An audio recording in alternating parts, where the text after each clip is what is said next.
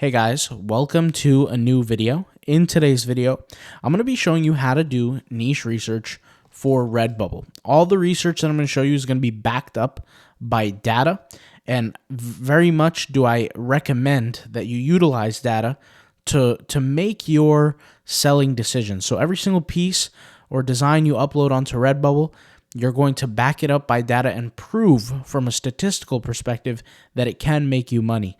Over time, you'll get more of a handle on exactly what you're doing, and you'll be able to do it without second guessing yourself and without even looking at the data. You'll start to get better and better over time. But with that being said, I'm going to show you my whole entire strategy. So if you're interested, let's go ahead and get started. The first thing that you're going to need is you're going to need two different software tools for this strategy. You're going to need the Redbubble Rocket Tagger tool, which is going to help you do the tagging on your design. But before you can even discover the tags, you have to pick the right niche, which is the niche research, and you have here the Redbubble Analytics Pro tool, okay? So I'll leave the links in the description box down below, and if I happen to have a discount code, I'll leave them in the description box down below as well for these two tools, all right? So let's go ahead and get started. What I'm going to do is first you have to establish a niche. Let's say I upload pictures of animals, okay? Let's think of an animal. We have an example of a whale, okay? So I can search for a whale here, but instead, I'm going to go ahead and use my two tools and show you how I'm going to do the niche research. So first off, let me get rid of this link here. And the first tool that we're going to access here is the Redbubble Analytics tool. So the Redbubble Analytics Pro here. And then what I'm going to do is I'm going to type in the word whale here. Okay, so let's just take an example of if I'm uploading different animals and I want to upload some whale designs. The first thing I have to do is I have to validate, is the keyword whale viable? Okay, now remind you that the keyword whale and any keyword we type in to the search here is a niche. We taught that in the Redbubble tagging course, and that's the way I want you to view things here. And in this case, you can see here that the competition, you have on the first page 93 shops competing with 63,000 total plus designs. And, you know, even though it has 1 million searches a month, when you have 63,000 total designs for the keyword whale, it's a lot. It's a lot of competition. And really, you're going to want to segment your audience. It's okay to upload designs for a whale, but you're going to need more specificity behind it so that you can actually be successful. If I uploaded a design for the keyword whale today, right, just for the keyword whale and use the keyword whale as my tags, it's going to be very, very rare and very difficult to stand out amongst the crowd, being that there's 63,000 designs. And if you look at these designs, all of these designs look good. All of these. If we were sitting here 2 years ago, I would have pointed out certain designs that don't look good. But to be honest, they all look very, very good. And, you know, everybody has access to the same technology, whether it's Midjourney, Leonardo AI, Stable Diffusion Basics, you know, DALL-E 3. Everybody has access to the same stuff now. So the art is really not the focus here. All right. But now we have to find a sub-niche within the whale category. Okay, we know there's demand. That's probably why there's a lot of designs, but we need to find a sub-niche, all right? So what I'm going to do is open up the tool, and the first thing is I'm going to search for whale. There's two ways to find these sub-niches. So mind you, step number 1 is validate. Step number 2 is find a sub-niche. So I'm scrolling down here, and the first thing I can do is I can look for related keywords or topics that can help me reach newer audiences by segmenting the audience into a more long tail approach for a more complicated keyword, but also having less competition. That's really my goal here. For step 2, my goal is to find lower competition, okay? So here are some keywords. These are related keywords on search data, but then here we have related topics. So I can look through these topics and I can look through these keywords. And here we have the keyword whale, the whale, Brendan Fraser, the whale. Now, maybe there's some sort of movie going on called The Whale. I don't know anything about that. So in my case, the related keywords is most likely not going to help me out. In your case, you have to look deeper at the keywords, kind of understand the nature of them. And really, guys, here, it's not going to help me. So I'm going to ignore these here.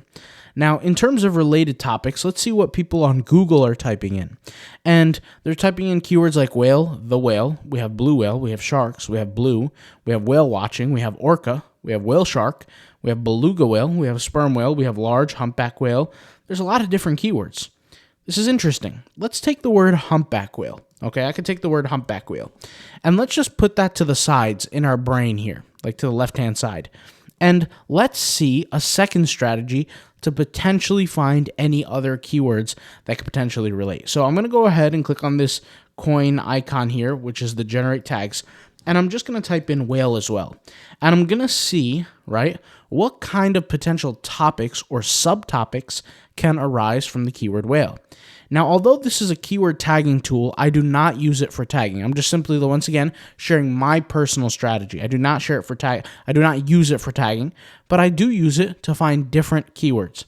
And you can see here we have all kinds of different keywords. We have the keyword orca, we have whale shark, we have fish, we have watercolor, we have whales, we have humpback. Interesting. It just so happens that when we used the first tool, we saw the keyword humpback whale. The second tool, which was this one, we saw also the keyword humpback whale. Let's go ahead and take a deeper look into the keyword humpback whale and see if it potentially is viable. Let's go ahead and hit search here. And remember, what we're looking for is we're looking for some sort of keyword that could potentially have lower competition, decent search volume, and become relatively untapped. And when I say untapped, I wouldn't go for anything, especially if I'm a beginner. We're talking a beginner with no social media marketing, no nothing. I wouldn't go for anything more than 30,000 designs. It's way too difficult for a complete beginner. And if you look here, the competition level is at 5,347. This is good. Now, if we look here as well, we have 78 shops competing.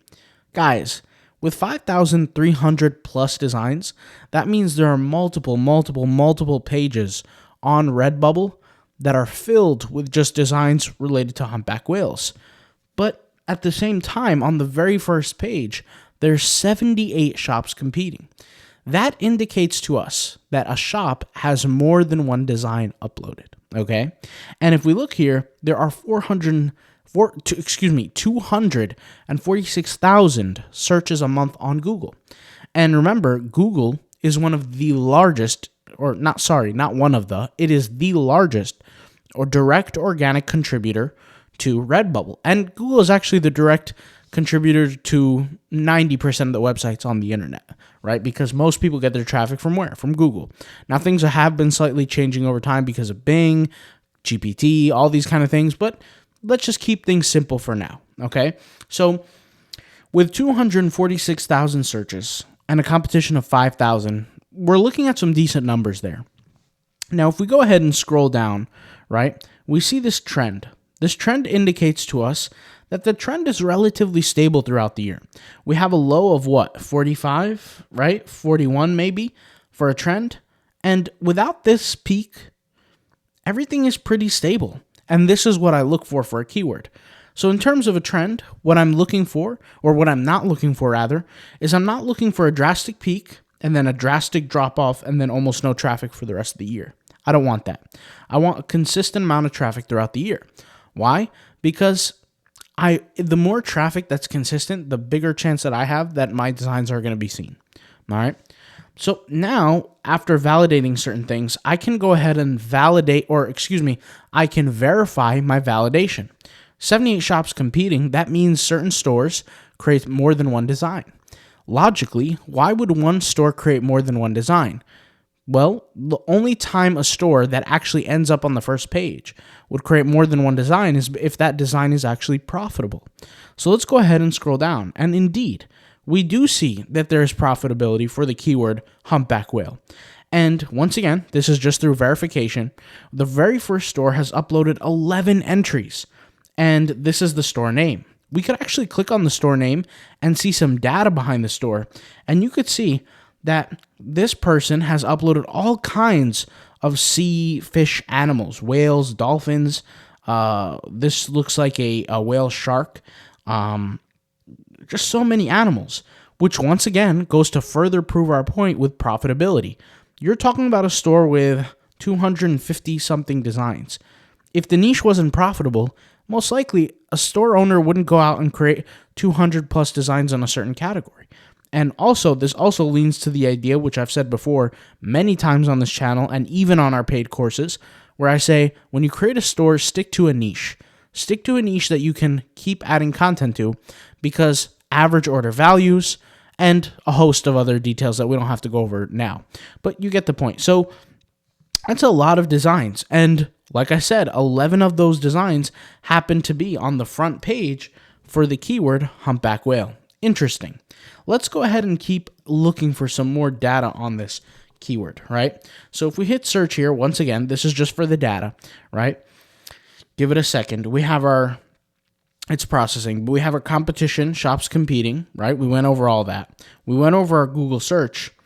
We also have the trend that we looked at, and we also verified our ideas or our concepts of financial success through the shop competing list. What next can there possibly be? Well, let's just assume that you've already created your designs for this niche, right? Because you have AI, you have all kinds of stuff. Let's just assume that's the case. Well, now it's time to look for concepts that we can go ahead and use as our tags to provide our success. And we also need to look for concepts of expansion. So two things here. We need tags for success, and we need concepts of expansion. You're not going to be able to create 15,000 designs on one simple keyword, and you're definitely not going to only add one keyword as a tag in that design. So in all regards, we have to expand. So let's go ahead and take a look at these top related topics once again. These are keywords that are directly related to what design you're talking about. So in our case, we search for the keyword humpback whale, and Google Analytics or Google Keyword Planner is effectively telling us that the humpback whale, the word whale, blue, orca, sharks, all these kind of keywords are in some way related. These are topics of expansion. If I go ahead and create 5, 10, 20, 50, 100 designs related to humpback whale, I could type this keyword in again, and I can export this list of these different keywords that potentially might be a new pathway for me to create more income. But for now, let's put this to the side. Let's go ahead and find different subcategories for the keyword humpback whale if they're needed. So if we want to potentially create more subcategories, we can just type in the keyword humpback whale here into this tag generator. And once again, this tag generator, me personally, I would not use it for my specific tags on my designs, but I would use it just for inspiration purposes. So I'm looking, you have the keywords like whale art, whale painting. These are all great keywords that could potentially be applied to my design, but those are not my main keywords that I'm looking for. These are just simply expansion ideas. So right now I'm showing you concepts of expansion after you finish uploading. But now let's get to the concept of, okay, I've done my niche research. I know what I want to upload. I have my design. How do I get to the uploading process? What tags do I use? Well, that's where you start using the keyword tool, the Redbubble keyword tool. And this tool is also created by Bots and Apps. And this is what I personally use. And I think it is the alpha when it comes down to the tagging keyword tool, right? So what you're going to do here is you're going to use the tool and you're going to search for the specific keyword that you want to target. So in my case, if I'm creating a bunch of humpback whale designs because I know they're potentially profitable, and I know that a store is cashing in by creating 11 designs on the front page, then I know that I can make some money. So let me search for humpback whale. After I search for that, I'm going to pull up my tool here, and what I'm going to do is I'm going to hit grab tags. And now what it's going to do is it's going to look at all the different designs from design 1 to 5,343. And it's going to look for all the different potential keywords that could potentially relate from a keyword perspective to my specific design. And what I can do is I can copy and paste this list, and I can segment the keywords based on my design type. So let's just say, for example, and I'm just throwing something out there, that this is my design. Do you guys see this design right here? Let's just say this one is my design. Well, to me, this design looks like an illustration. It looks like a picture of a humpback whale. It also looks like a watercolor type. Maybe it's got some blue in there. Based on this design, I have to make sure at the utmost that my keywords relate to this design as much as possible. So for example, here we have the keyword in these acquired tag list, we have the keyword blackfish. Although blackfish is somehow related based on the other tags of all the 500 or 5,000 something results, although it might be related, it's not something I'm going to use in my tags. So you have to learn how to pick your tags wisely. Remember, this is a list of all the tags acquired that are the most relevant, the absolute most relevant to the keyword humpback whale with out of 5,000 something designs. Just because they exist doesn't mean I use all of them. I use some of them. And I take the keywords that potentially apply to my design as best as possible. So where's the design here? I think it's, let's see where it is. It is right here. So let's pick some random keywords that I would think apply. So obviously the keyword humpback whale applies. Obviously sea life, ocean, right? We can look for other kinds of keywords here. Watercolor was one of the very first keywords that were added here on the list. Things like that are good for my design. And remember, I could always edit something in my design or make the design a little bit better to apply these other keywords. And guess what?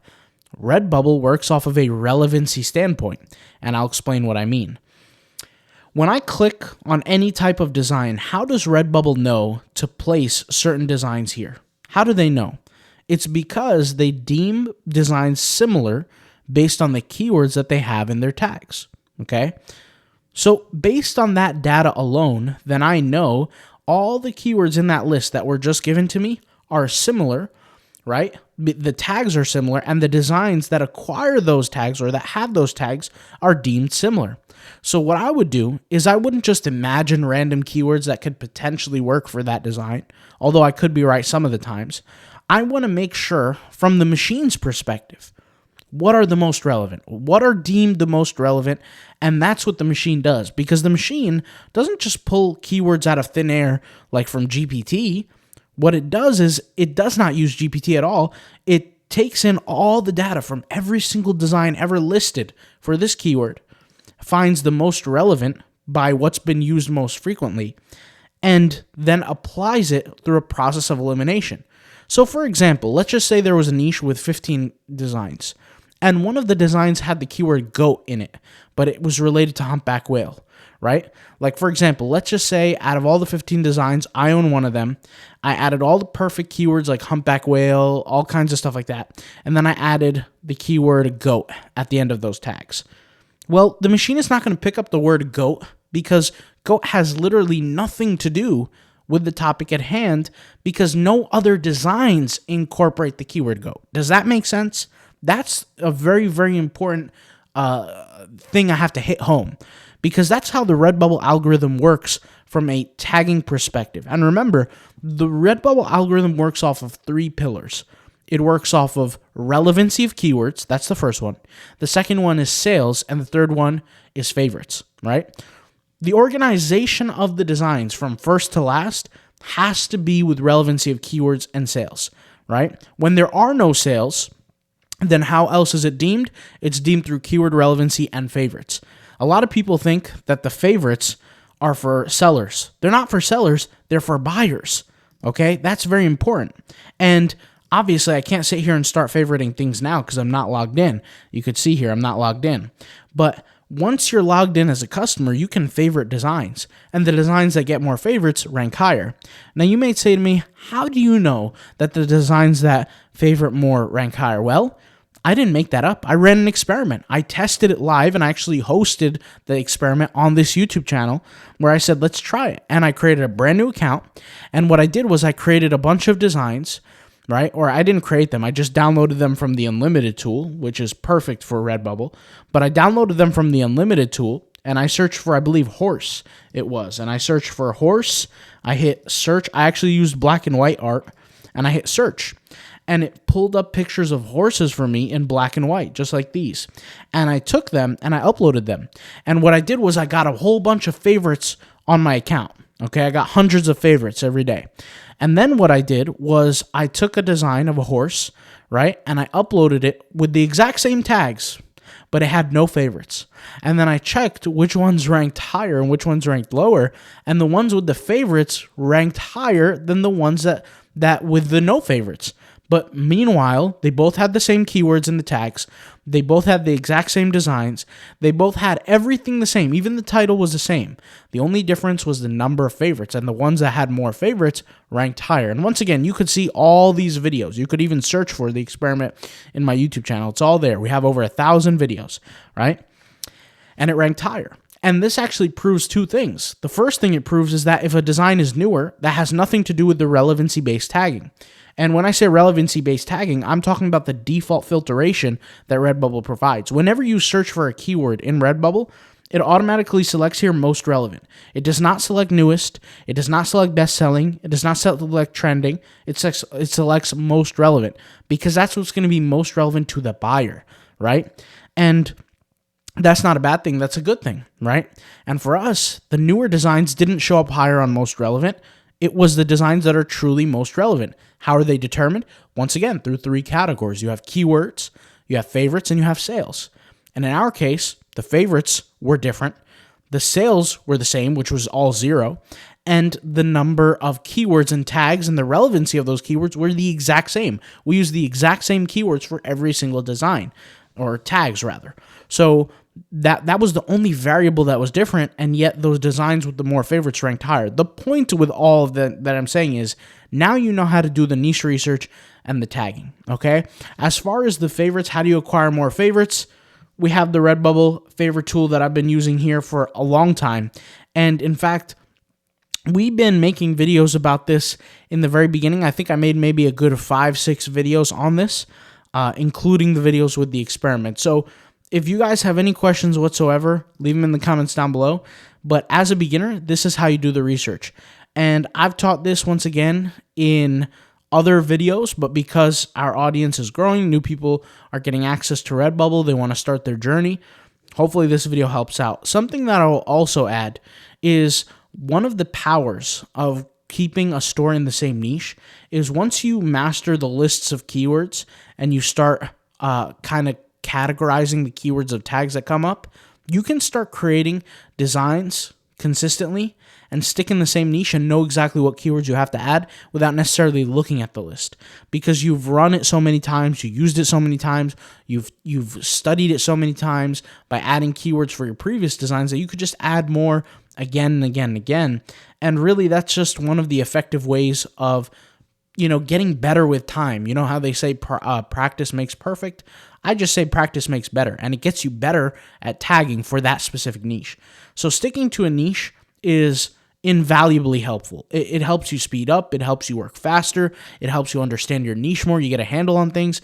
I'm not going to be able to convince you of that. It's either you want to do it or you don't. But at the end of the day, this is the information that I use to help me become successful with the Redbubble.